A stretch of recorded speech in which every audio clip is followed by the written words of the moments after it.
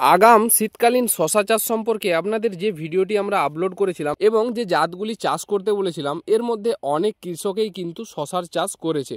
তো আজকের ভিডিওতে আমি দেখাবো যে জাতগুলোর রেজাল্ট কেমন, কারণ আমাদের এখান থেকে বীজ তো অনেকেই নেয়, বীজ যেহেতু আমাদের এখান থেকে অনেকেই নেয়, তো আগাম যারা চাষ করেছিলেন তাদের মধ্যে রেজাল্টগুলো দেখুন। বর্তমানে কিন্তু শশার জালি আসতে শুরু করে দিয়েছে এবং যেমনটা বলেছিলাম যে প্রত্যেকটা গাটে গাটে জালি আসবে, সেরকম ঠিক দেখুন প্রত্যেকটা গাটে গাটেই কিন্তু জালি এসেছে। এবং যে কালার সাইজের কথা বলেছিলাম, যেমনটা ভিডিওতে বলেছিলাম দেখতেই পাচ্ছেন তেমনটা কিন্তু একদম মিলে যাচ্ছে।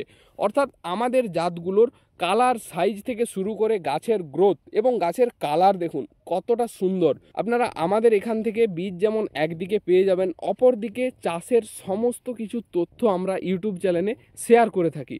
তার জন্য আমাদের চ্যানেলকে এখনও যদি না সাবস্ক্রাইব করেছেন অবশ্যই সাবস্ক্রাইব করবেন।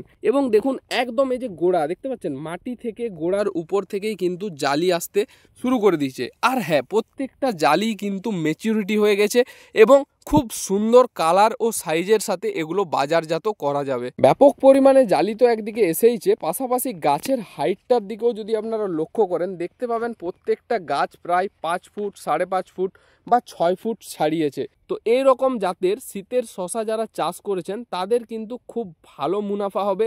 এবং যারা এখনও শীতের শশা চাষ করেননি বা করবেন ভাবছেন, তারাও কিন্তু এই জাতগুলো এখনও চাষ করতে পারেন, কারণ বাজার মূল্য বর্তমান দিনে সব সময়ই খুব বেশিই থাকে।